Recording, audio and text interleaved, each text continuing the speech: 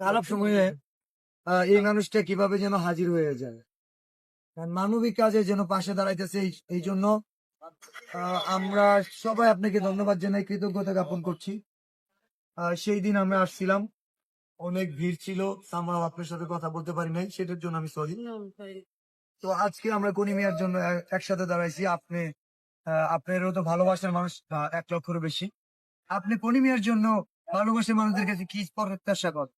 আসলে আমি কাজ করে যাচ্ছি নিজে একা। আমার কোনো ওরকম ফ্যান ফলোয়ার এখনো তৈরি করতে পারি নাই, বাট আমার কোনো ফ্যানের কোনো কানেক্টেড নাই ওভাবে। তো আমি ব্যক্তিগতভাবে আমি চেষ্টা করতেছি। আমি একটা কিছু অ্যামাউন্ট হলে আপনার কাছে অবশ্যই জমা দিব। কারণ আমি একজন মা, আমি কনি নিয়ে মায়ের কান্না দেখেছি, আমি সেই কষ্টটা আমি বুঝি, আমি ফিল করি। তো আমি এটাই বলবো, বেঁচে থাকুক ফণী, হয়ে মায়ের নয়নমণি, এগিয়ে আসুন সবাই সাহায্যের হাত বাড়িয়ে। আমি আসলে ইমোশনাল হয়ে যাই একটু বেশি, তো বেশি কিছু বলতে পারি না। তো আমি চেষ্টা করতেছি আমার ব্যক্তিগত ভাবে করার জন্য। আর যেহেতু এটা আমাদের শেরপুর জেলার, তো অবশ্যই যাবো শেরপুর জেলার, এবং জেলার বাইরে থেকে যারা আসছে তাদেরকে আমি অনেক অনেক সম্মান জানাই এবং ওয়েলকাম করছি যে কনি মিয়ার পাশে তারা এসে দাঁড়িয়েছেন।